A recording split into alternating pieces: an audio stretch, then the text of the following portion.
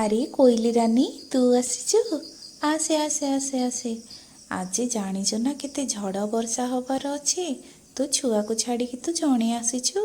ତୁ ଛୁଆକୁ ସାଙ୍ଗରେ ଧରିକି ଆଣିଲୁନୁ ବା। ନାଇଁ ମୁଁ ଏକା ଆସିଛି। ମୋ ଛୁଆକୁ ମୋ ବସାରେ ଛାଡ଼ି ଦେଇ ଆସିଛି।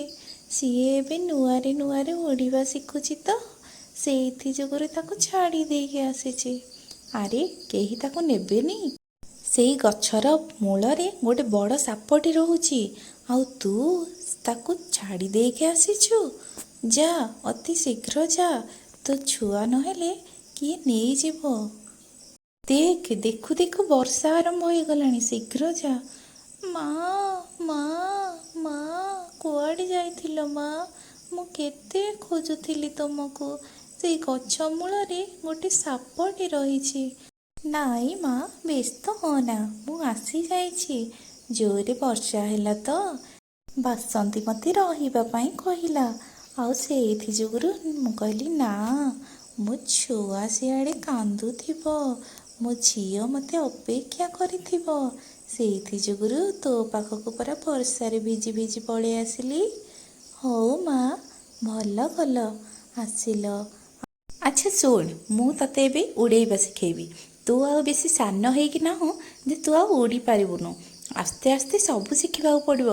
ମୋର କାଲି ସିଆଡ଼େ ବୈଦ୍ୟ ପାଖରେ ବହୁତ କାମ ଅଛି। ଔଷଧ ତିଆରି କରି ତାକୁ ନେଇଦେବାର ଅଛି। ଆଉ ତୁ ଏତେ କାହାକୁ ଡରିବା ଦରକାର ନାହିଁ।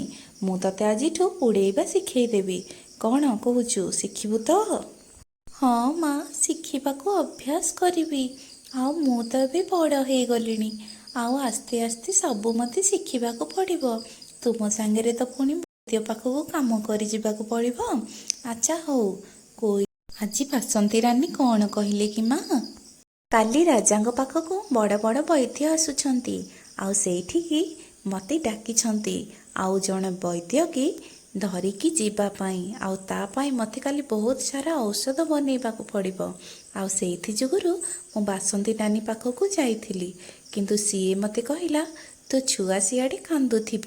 ସେଇଥି ଯୋଗୁରୁ ବର୍ଷା ଆରମ୍ଭ ହେଇଗଲାରୁ ମୁଁ ତୋ ପାଖକୁ ପଳେଇ ଆସିଲି।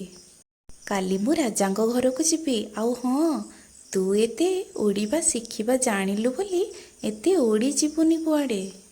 ମାନବମାନଙ୍କ ହାତରେ ଫସିଗଲେ ତୁ ଆଉ କେବେ ବି ମୁକୁଳି ପାରିବୁନୁ ସେଇ ଜାଲରୁ। ଆଉ ଶୁଣ, ଏଇ ବସାରେ ଏକା କାଲି ଦିନ ଯାକ ରହିଥିବୁ। ନାଇଁ ମା, ମୁଁ ତୁମ ସହିତ ରାଜାଙ୍କ ଉଆସକୁ ଯିବି।